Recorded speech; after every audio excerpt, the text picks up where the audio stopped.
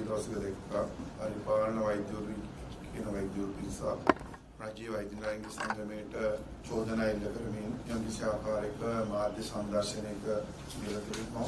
ඔවුන්ම සම්පූර්ණ මාධ්‍ය සාකච්ඡාව තුළම හංගපු කාරණේ තමයි ඔවුන් හුදෙක් තවත් දේශපාලන ව්‍යාපෘතියක කොටස් කරවන්න ගන්න. ඔවුන් පැහැදිලි කරපු නැති කාරණේ තමයි ඔවුන්ගේ දේශපාලන ව්‍යාපෘතිය කරන්නේ රාජිත සේනාරත්න වෙනුවෙන්ද එහෙම නැත්නම් කිහිරි රඹුක්කල් ඇමතිවරයා වෙනුවෙන්ද එහෙම නැත්නම් වෙනත් දේශපාලන කණ්ඩායමක් වෙනුවෙන්ද කියන කාරණේ විතරයි ඔවුන් පැහැදිලි කරේ නැත්තේ. හැබැයි ඔවුන් කියූ යම් කාරණා ජනතා විමුක්ති පෙරමුණේ පාර්ලිමේන්තු මන්ත්‍රී විජිතේරත් මන්ත්‍රීවරයාගේ ප්‍රකාශත් එක්ක සමීප සම්බන්ධතාවයක් එහෙම නැත්නම් කරුණු හංගලා කියන ගතියක් පේන දුන කොහොමවත් ඔවුන් මේ අදාළ දේශපාලකයින්ගේ දේශපාලන ව්‍යාපෘතියක කොටස් කරවන බව පේන තිබුණා. රාජසේනාරත්න ඇමතිවරයා සෞඛ්‍ය ඇමති වෙන්න කලින් සහ රාජසේනාරත්න ඇමතිවරයාගේ බිරිඳ වෛද්‍ය පරිපාලකයින්ගේ සභාපති වෙන්න කලින් මේ රටේ වෛද්‍යවරු කාණ්ඩ තුනට ඇතුළු වෙන තිබිච්ච සුසුකම් තමයි ශ්‍රේණි වෛද්‍යවරු කියන සුසුකම් තිබුණා. ඒ ශ්‍රේණි වෛද්‍යවරු විශේෂඥ වෛද්‍යවරු විය හැකි ක්‍රමවේදයක් තිබුණා. ඒ වගේම ශ්‍රේණි වෛද්‍යවරයෙකුට පරිපාලන ශ්‍රේණිය වෛද්‍යවරයෙකු වෙන්න අවශ්‍ය කරන සුසුකම් වෛද්‍ය සේවා ව්‍යවස්ථාවේ දක්වලා තිබුණා. ඒතරේ වෛද්‍ය සේවා ව්‍යවස්ථාවේ දක්වලා තිබිච්ච විදියට විශේෂඥ වෛද්‍යවරයෙකු වෙන්න පශ්චාත් වෛද්‍ය උපාධි ආයතනයේ ඒ විශේෂඥතාවය සම්බන්ධ අදාරලා AE MD විභාගය හෝ MS විභාගය සමත් වෙලා විදේශ පුහුණුවකින් පස්සේ සහ දේශීය පුහුණුවකට පස්සේ විශේෂඥ වෛද්‍යවරයෙකු ලෙස පශ්චාත් උපාධි ආයතනය හඳුනාගත්තට පස්සේ වෛද්‍ය සභාවේ විශේෂඥ වෛද්‍යවරයෙකු ලෙස ලියාපදිංචිමේ හැකියාව තියෙනවා. ඒතර පරිපාලන ශ්‍රේණියේ වෛද්‍යවරයෙකු ලෙස ඇතුළු වීමේදී ඕනෑම ශ්‍රේණි වෛද්‍යවරයෙක් ඕනෑම පශ්චාත් උපාධියක් කරලා පස්සේ පරිපාලන ශ්‍රේණියට එවන නැත්නම් පරිපාලන සේවයට ඇතුළු වෙන්න පුළුවන්. ඒතර පරිපාලන පිළිබඳව කියා ගන්න. නැත්නම් වෛද්‍ය පරිපාලනය සම්බන්ධව කියා ගන්න පශ්චාත් උපාධිය තියෙන අයටත් ඒ වුන් ඉගෙන ගන්න විශේෂඥතාවයක් සඳහා. නැත්නම් විශේෂඥ වෛද්‍යවරු වෙන්න. ඒතර උන්ට අද වෙනකොට කිසිදු බාධාවක් නැහැ. විශේෂඥ වෛද්‍යවරු කියන සීමාවට ඇවිල්ලා විශේෂඥ වෛද්‍යවරු ලෙස සේවය කිරීමේ කිසිදු ගැටලුවක් අද වෙනකොට ඇතිලා නැහැ. හැබැයි උන්ට ගැටලුවක් ඇති වෙලා තියෙනවා. උන්ගේ නම මේ ශ්‍රේණියක් හා ඈඳගත්ත නිසා. උදාහරණයක් ලෙස විශේෂඥ ශ්‍රේණිය කියන එකට විශේෂඥ වෛද්‍ය උපාධිය කියලා එකක් තිබුණා නම් ඇති වෙන ගැටලුව පරිපාලන ශ්‍රේණිය සඳහා ඔවුන් විසින්ම පරිපාලන වෛද්‍ය උපාධිය කියලා හදාගත් උපාධියක් නිසා ඔවුන් මේ පැටලෙවිල්ල කරන බව පේන්න තියෙනවා. ඒ නිසා රාජසේනාරත්න ඇමතිවරයා සහ ඔහුගේ බිරිඳ එකතු වෙලා වෛද්‍ය පරිපාලකීන් සමග ඔවුන් කියන පශ්චාත් උපාධිය කරපු පිරිස් සමග කරන ලද කුමන්ත්‍රණයක ප්‍රතිඵලයක් ලෙස හිටපු ජනාධිපතිවරයා මෛත්‍රීපාල සිරිසේන ජනාධිපතිතුමාගේ විරෝධතාවයක් නැද්දේ එතුමා මේකේ වෙන්න පුළුවන් ගැටලු සාකච්ඡා කරලා තියෙද්දි ඊටම අත්නෝමතික විදියට ඒ ශ්‍රේණි වෛද්‍යවරුන්ට ඕනෑම වෛද්‍යවරයෙකුට පරිපාලන ශ්‍රේණියට ඇතුළු වෙන්න තිබිච්ච අවස්ථාව සීමා කරලා වෛද්‍ය ක්ෂේත්‍රය තුල ගැටලුවක් ඇති කරලා තියෙනවා. ඒක රාජිත සේනාරත්න ඔහුගේ බිරිඳත් එක්ක එකතු වෙලා වෛද්‍ය පරිපාලන ශ්‍රේණියේ පිරිස් එක්ක එකතු වෙලා ඒ කුමන්ත්‍රණයක ප්‍රතිඵලයක් තමයි ඒ එලි දක්වලා තියෙන්නේ. එතකොට අපි මේ අවස්ථාවේදී මේකට විරුද්ධ වෙලා අතිගරු ජනාධිපතිතුමා වකට හිටපු මෛත්‍රීපාල සිරිසේන ජනාධිපතිතුමා මුණ ගැහිලා මේක ගැන විරෝධය පළ කරලා තිනවා. ඒ නිවැරදි කළ යුතු කෙන ස්ථාවරයේ තුමා ඉන්නවා. එතකොට අලුත් ආණ්ඩුව පත් වුණාට පස්සේ අදාළ ගැටලුව එවකට සෞඛ්‍ය ඇමතුමිය හිටපු පවිත්‍රා දේවී වන්නිආරච්චි ඇමතුමිය සමග කතා කරලා නීතිපති දෙපාර්තමේන්තුවත් එක්ක කතා කරලා මේ සියලුම පාර්ශ්වත් එක්ක කතා කරලා කැබිනට් මණ්ඩලයේ එකකතාවයකට එනවා. රාජිත සේනාරත්න කිසිදු පාර්ශ්වයක එක්ක සාකච්ඡා කරන්නේ නැතුව පරිපාලන ශ්‍රේණියට වෛද්‍යවරුන්ට ඇතුළට තිබිච්ච හැකියාව නැති කරපු ඒ කැබිනට් පත්‍රිකාව නතර කරලා ඒ වෙනුවට සියලුම පාර්ශ්ව සමග සාකච්ඡාවෙන් සම්මුතියෙන් මේ ක්‍රමවේදය නිශ්චිත කිරීමේ වැඩපිළිවෙලට අනුගත වෙන්න අවශ්‍ය කරන කැබිනට් අනුමැතිය වෙනකොට ලැබිලා තියෙනවා. එතකොට ඒකම ඇමතුමිය මාරු වෙනවා. නව සෞඛ්‍ය ඇමතිවරයා පැමිණෙනවා. නව සෞඛ්‍ය ඇමතිවරයා අද වෙනකම් මහින්ද මාස ගණනාවක් ගත වෙලා අලුත් සෞඛ්‍ය ඇමතිවරයා වෙන කෙහෙලිය රඹුක්කල් ඇමතිවරයාට බැරි වෙලා තියෙනවා. මේ වෛද්‍ය පරිපාලන සේවය පිළිබඳව පත් කරන්න කියපු කමිටුව පත් කරගන්න. මේ ගොඩක් දේවල් කරන්න නෙමෙයි ගොඩක් බුද්ධියක් ඕනේ නැති කමිටුවක් පත් කරන වැඩේවත් කරගන්න ඉන්න සෞඛ්‍ය ඇමතිවරයාට බැරි වෙලා තියෙනවා. එතකොට ඒකෙන් පැහැදිලි ඉන්න සෞඛ්‍ය ඇමතිවරයා මේ ක්‍රියාවලියේදී අසාර්ථක වෙලා තියෙනවා. මේ ගැටලුව විසඳන්න අවශ්‍ය කරන මැදිහත් වීම කරා. ඔව් උදෙක් සෞඛ්‍ය ඇමතිවරයා කියන නාමය මිසක් ඒ අර්ථයට සාධාරණයක් කරන්න සෞඛ්‍ය ඇමතිවරයා පොසත් වෙලා තියෙනවා. ඒ නිසා තමයි අද අපිට පේන්න තියෙනවා මම මේකයි කිව්වේ මේ වෛද්‍ය පරිපාලකීන් කියන කීප දෙනෙක් කුමන දේශපාලන කොන්ත්‍රාත්තුවක් මත රජයේ වෛද්‍ය නායකගේ සංගමයේ සමගිය බිඳින්න රජයේ වෛද්‍ය නායකගේ සංගමයේ එකමුතුව බිඳින්න එව නැත්නම් අපි දැක්කා ඒ කාලේ රාජසේනාරත්න ඉන්නකොටත් රුක්ෂාන් වෙල්ලන වගේ කට්ටිය අදත් ඉන්නවා. ඒගොල්ලෝ ඇවිල්ලා ප්‍රකාශනිකුත් කරනවා. හැබැයි සංගම වලට සමාජිකත්වයක් නැහැ. ඒ නිසා හිතට එන දෙයක් කියන්න පුළුවන්. ඒ නිසා අපි තා පැහැදිලිව කියනවා අත්නෝමතික ක්‍රියාවලිය නිශ්චිත ක්‍රමවේදයකට ගේන්න කැබිනට් මණ්ඩලය එකඟ වෙලා තියෙනවා. සෞඛ්‍ය ඇමතිවරයා තමන්ගේ කැබිනට් ඇමති ධූරයේ වගකීම් ඉෂ්ට කරන්න අපෝසත් වෙමින් අසාර්ථක වෙමින් මේ මොහොත වෙනකොට කටයුතු කරමින් ඉන්නවා. ඒ නිසා අපි කියනවා මධ්‍යම කාර්ය සභාව තීරණය කළා තියෙනවා මේ දිගින් දිගටම මේ වෛද්‍ය පරිපාලන තනතුරුපත් කිරීමකින් තොරව මේ කල්මරමින් කේලි රඹුකල් ඇමතිවරයා යම්කිසි ක්‍රීඩාවක නම් දේශපාලන සූදුවක නම් නිරත වෙලා ඉන්නේ ඒක ගොඩක් කල් කරන්න හම්බ වෙන්නේ නැහැ. ඒ නිසා තමන්ගේ දේශපාලන සුරතලුන් එක්ක එහෙම නැත්නම් තමන්ගේ හිතයිෂීන් එක්ක සෞඛ්‍ය අමාත්‍යාංශය තමන්ගේ බූදලේ කරගත්ත රාජසේන ආරන්දගේ ගමන නම් යන්න සූදානම් වෙන්නේ කේලි රඹුකල් ඇමතිවරයා. අපි සූදානම් ඒ සම්බන්ධයෙන් අවශ්‍ය කරන තීන්දුව తీරන ගන්න. ඒ වගේම අපි රටේ ජනතාවට කියනවා මේ රටේ යම් මොහොතක රජයේ වෛද්‍ය නායක සංගමේ ක්‍රියාවලියක් නිසා සෞඛ්‍ය සේවාව බිඳ වැටුණොත් ඔබට ඒ සෞඛ්‍ය සේවාව නොලැබී යන්නේ රාජිත සේනාරත්නගේ කාලේ කරපු අක්‍රමිකතා එව නැත්නම් අත්නෝත්මතික ක්‍රියා මේ සෞඛ්‍ය අමාත්‍යවරයාට නිවැරදි කිරීමට හැකියාවක් නොමැති වීම නිසායි. ඒ නිසා මේ සම්පූර්ණ වගකීම සෞඛ්‍ය අමාත්‍යවරයා බාරගත යුතු කියන ස්ථාවරය අපි ඉන්නේ. ඒ නිසා ඉදිරියේදී සෞඛ්‍ය සේවයේ බිඳවැටීමක් සිදු වෙන්නේ නම් ඒ සෞඛ්‍ය සේවාව බිඳවැටීමට සම්පූර්ණ 100%ක වගකීම සෞඛ්‍ය අමාත්‍යවරයා විසින් බාරගත යුතු බව තමයි අපි විශ්වාස කරන්නේ. ડોક્ટર එන්නත් ගැන මොකද කියන්නේ ඉතින් පයිසා එන්නත් දැන් මිනිස්සු බය ඉන්නවා ගහන්නේ නැහැ ලෙඩයි මේවයි කියලා. ඒ ගැන මම හිතන්නේ මේ වෙනකොට බූස්ටර් එන්නතක අවශ්‍යතාවය අපිට දෙන්නලා තියෙනවා.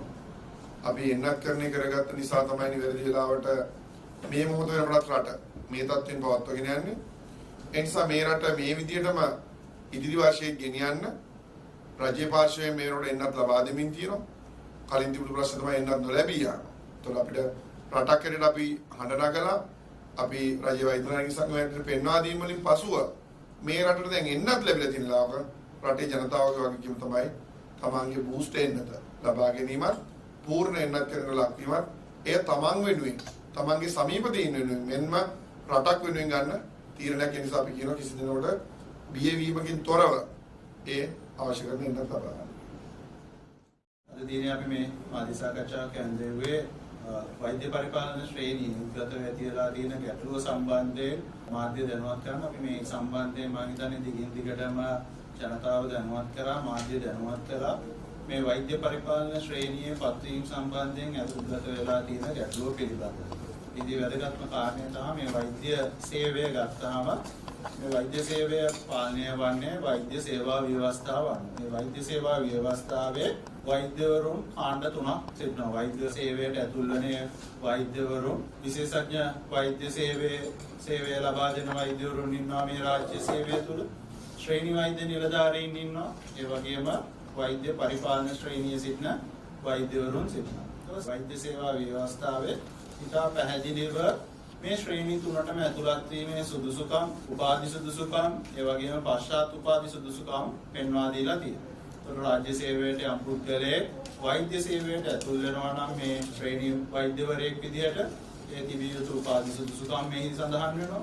ඊළඟට විශේෂඥ වෛද්‍යවරයෙක් වෙන්න නම් ඒ සඳහා අවශ්‍ය පශ්චාත් උපාධි පිළිබඳ ඒ වෛද්‍ය සේවා ව්‍යවස්ථාව ඉතාමත් පැහැදිලිව පෙන්වා දීලා තියෙනවා. ඒ වගේම මේ වෛද්‍ය සේවා ව්‍යවස්ථාව සංශෝධනය කරනවා නම් ඒ නිර්මාණය කරනකොට ඒ හැම වෙලාවකදීම ඒ සඳහා අදාළ සියලු පාර්ශවයන් සමග සාකච්ඡා කරලා තමයි ඒ තීන්දුව తీරන ගන්න. එහිදී ප්‍රධාන වශයෙන් මේ රටට යහපතක් වෙන්න, ජනතාවට සෞඛ්‍ය සේවයට යහපතක් කිරීමේ ප්‍රධාන පරමාර්ථය තමයි එවැනි සේවා ව්‍යවස්ථා ක්‍රියාත්මක කළ යුත්තේ සහ අපි ඒ ඇති කරන ක්‍රියාපටිපාටිය සිදු කළ යුත්තේ. වෛද්‍ය සේවා ව්‍යවස්ථාවෙන් අවසානයේ බලාපොරොත්තු වෙන්නේ ගුණාත්මක සෞඛ්‍ය සේවයක් ලබා දෙන්නේ කොහොමද, ජනතාවට සෞඛ්‍ය සේවයක් ලබා දෙන්නේ කොහොමද.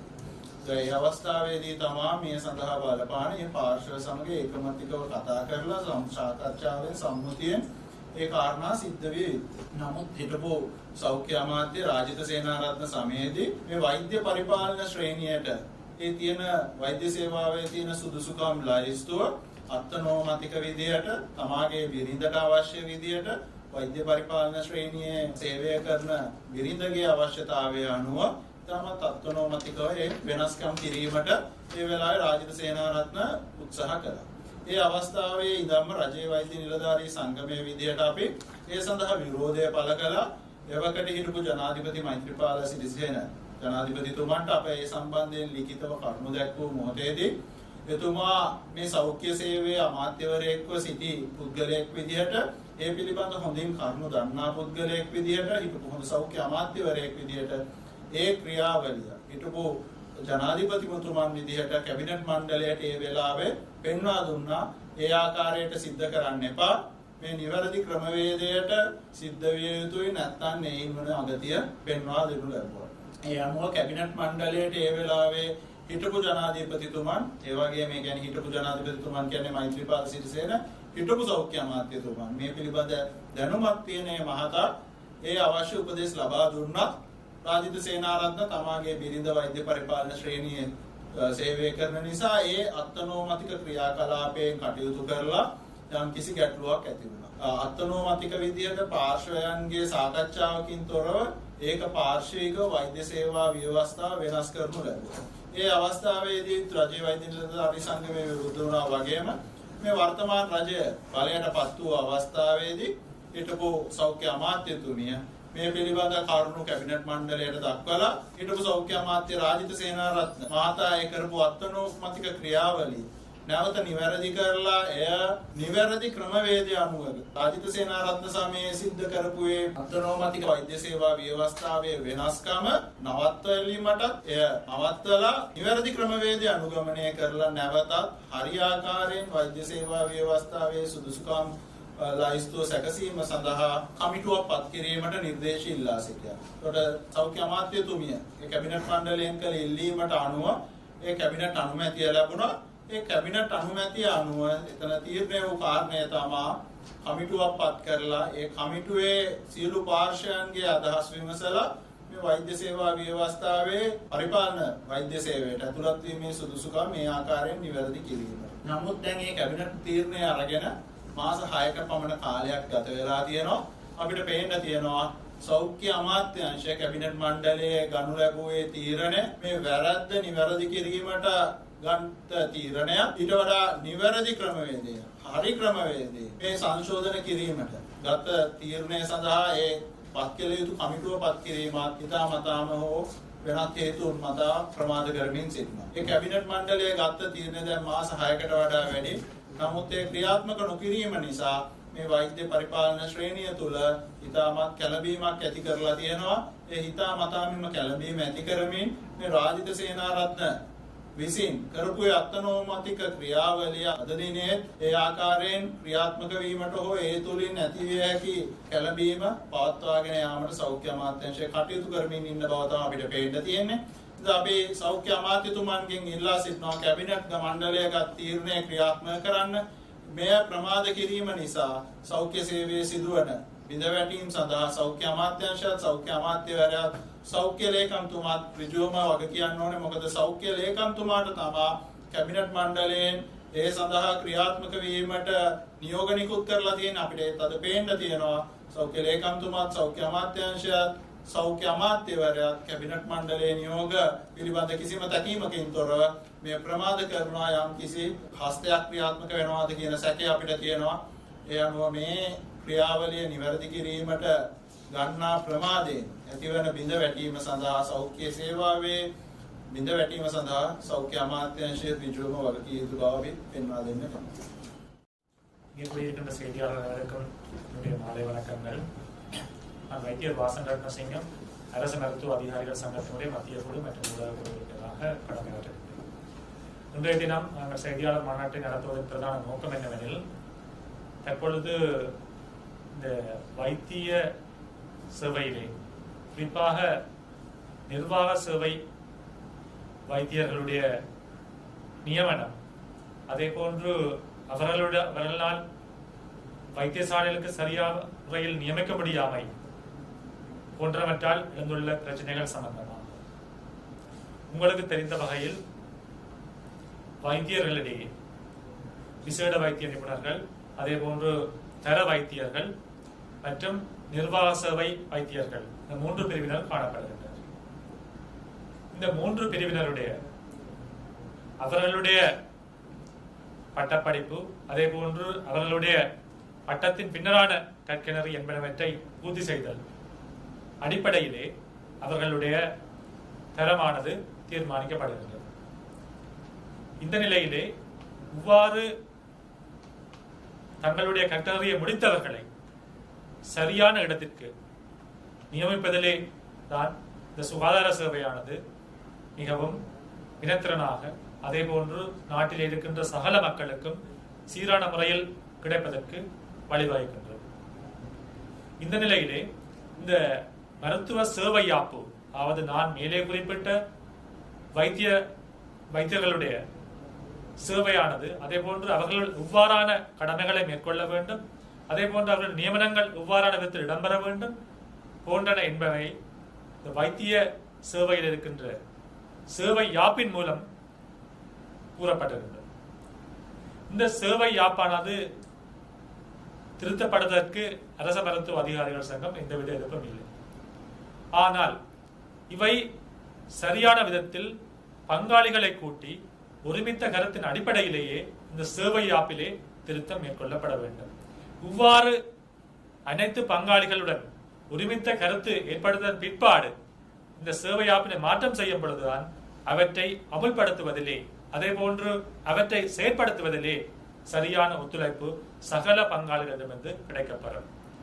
ஆனால் கடந்த காலத்தில் இந்த வைத்திய சேவை யாப்பு ஆனது எந்தவித பங்காளிகளை கூட்டாமல், தனியே ஒருமித்த கருத்தை பெறாமல் கடந்த அரசாங்கத்திலே சுகாதார அமைச்சராக பதவி வைத்த ராஜித சேனாரத்ன அவர்களால் இந்த முயற்சி முன்னெடுக்கப்பட்டது.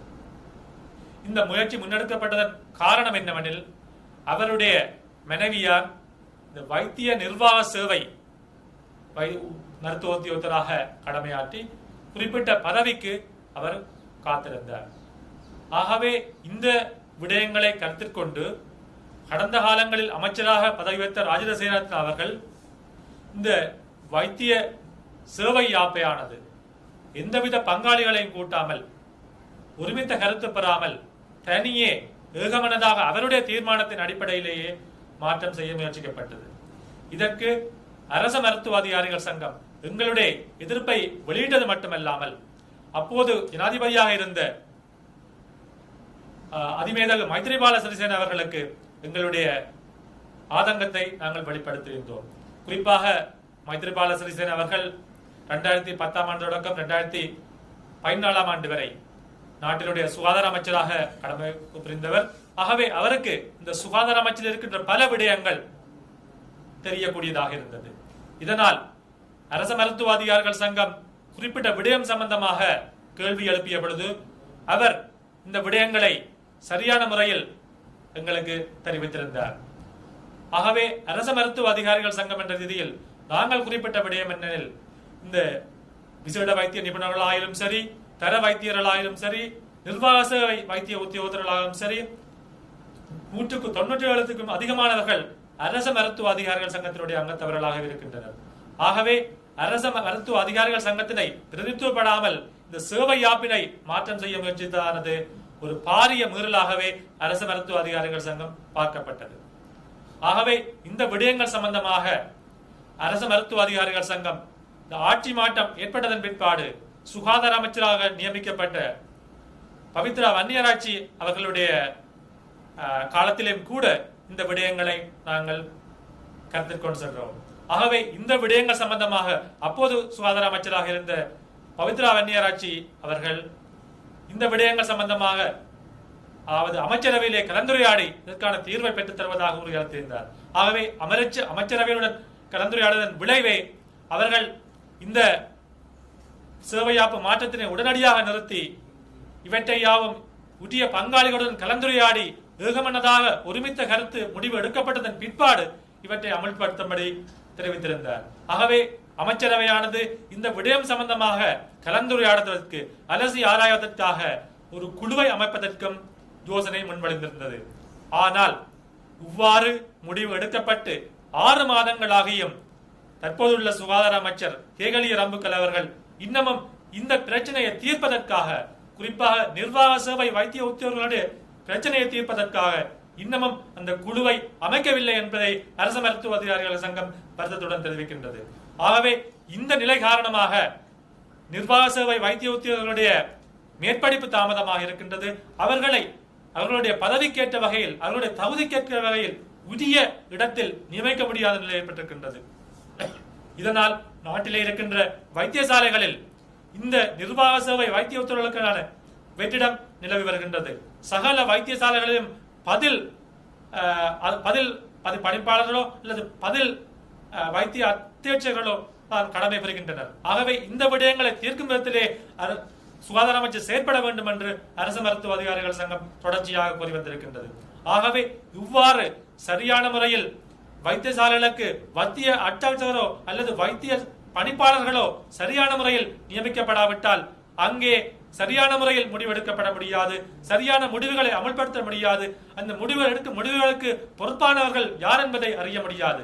இதனால் சுகாதார சேவையானது மிகவும் வீழ்ச்சி அடைவை இது வழிவகுக்கும் என்று அரசு மருத்துவ அதிகாரிகள் சங்கம் எச்சரித்திருந்தது. ஆனால் இவை யாவற்றையும் சரியான முறையில் விளங்கிக் கொள்ளாமல் தற்போது சுகாதார அமைச்சராக இருக்கின்ற கேகலிய ரம்புக்கல அவர்கள் இந்த விடயத்திலே ஒரு தாமதத்தை காண்பிக்கின்றார். ஆகவே இவ்வாறு தாமதிக்கும் பொழுது தொடர்ச்சியாக வைத்தியசாலைகளில், நாட்டில் உள்ள வைத்தியசாலைகள் சகலவற்றிலும் ஒரு சீரான வினைத்திறனான தொடர்ச்சியான சேவையை நாங்கள் முன்னெடுக்க முடியாது.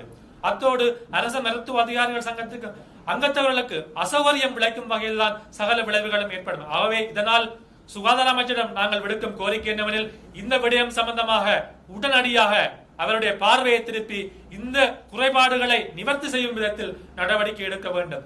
இவ்வாறு சரியான முறையில் இந்த நிர்வாக சேவை வைத்திய உத்தியோகர்களுடைய நியமனத்திலே, அதே போன்று அவர்களுடைய சேவையாப்பு திட்டத்திலே இந்த மாற்றங்களை சரியான முறையில் ஏற்படுத்தாவிட்டால் இனிவரும் காலங்களில் சுகாதார சேவையானது மேலும் வீழ்ச்சி அடைவதற்கான சாத்தியக்கூறுகளே அதிகமாக காணப்படுகின்றது. ஆகவே சுகாதார அமைச்சருக்கு அரசு மருத்துவ அதிகாரிகள் சங்கம் இறுதியில் நாங்கள் விடுக்கும் கோரிக்கை என்னவெனில் உடனடியாக இந்த விடயங்களை கருத்தில் கொண்டு நல்ல முடிவு எடுக்க வேண்டும். இவ்வாறு தொடர்ச்சியாக தாமதம் ஏற்படுமானால் அரசு மருத்துவ அதிகாரிகள் சங்கம் செய்யும் எந்த தொழிற்சங்க நடவடிக்கைக்கும் செய்ய காத்திருக்கின்றோம் என்பதை நாங்கள் சுகாதார அமைச்சருக்கு எச்சரிக்கை விடுக்கின்றோம். நன்றி, வணக்கம்.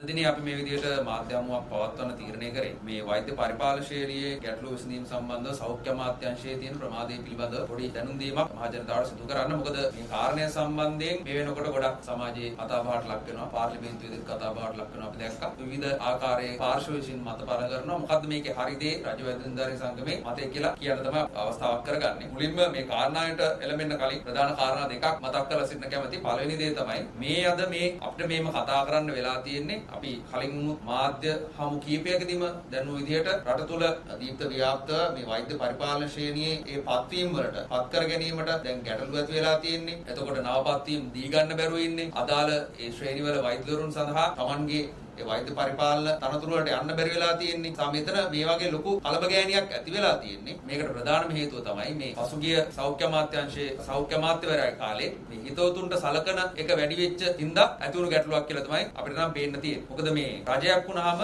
අමාත්‍යාංශයක් වුණාම, යම් ආයතනයක් වුණාම හිතවතුන්ට සලකන එක කරන්න ගියොත්, එහෙම නැත්නම් තමන්ගේ වැඩ කටයුතු වලට උදව් කරන මිනිසුන්ට විතරක් උදව් කරන්න ගියොත්, එහෙම නැත්නම් තමන්ගේ නෑදෑ පාර්ශවයන්ට, තමන්ගේ ගෙදර කට්ටියන්ට විතරක් සලකන්න ගියොත් ආයතනයක් විදියට, අමාත්‍යාංශයක් විදියට, රටක් විදියට අපිට ඉදිරි ගමනක් නැහැ. ඒක තමයි රජයේ වෛද්‍ය නිලධාරීන්ගේ සංගමයේ දිගින් දිගටම පෙනී සිටින්නේ. හරි ක්‍රමවේද ඔස්සේ, හරි ප්‍රතිපත්ති ඔස්සේ තමයි ඕනම රටක වෙන්න පුළුවන්, අමාත්‍යාංශයක වෙන්න පුළුවන්, ආයතනයක වෙන්න පුළුවන්. හරි නිසි ක්‍රමවේද උඩ තමයි වැඩ කටයුතු හරියාකාරව සිදු කරගෙන යන්න හැකියාවක් තියෙන්නේ. මොකද ක්‍රමවේදයක් තියෙනවා නම් තමයි හරි විදියට අවුට්පුට් එකක් අපිට හම්බෙන්නේ. කියන්නේ හරි ප්‍රතිඵලයක්, නිවැරදි ප්‍රතිඵලයක් හැමෝටම සමානාත්මකතාවයකින් යුතුව සමානව ප්‍රතිඵලයක් ගන්න පුළුවන් ඉන්නේ. නමුත් එහෙම වෙච්ච නැති එකේ අඳුරු ප්‍රතිඵල තමයි මේ වෙනකොටත් තාම අපි මේ විඳින්න පවතින්නේ. දෙවැනි කාරණේ විදියට අපි මතක් කරන්න ඕන රජයේ වෛද්‍ය නිලධාරීන්ගේ සංගමයේ විදියට ගත්තම අපි සීමාවාසික වෛද්‍යවරයාගේ ඉඳන් ඉහළම තලයේ ඉන්න වෛද්‍යවරයා නේ. තමන්ගේ සේවා සුදුසුකමේ ඉහළම ඉන්න වෛද්‍යවරයා වෙනකම් තියෙන සියලුම වෛද්‍යවරුන් සහ ඒ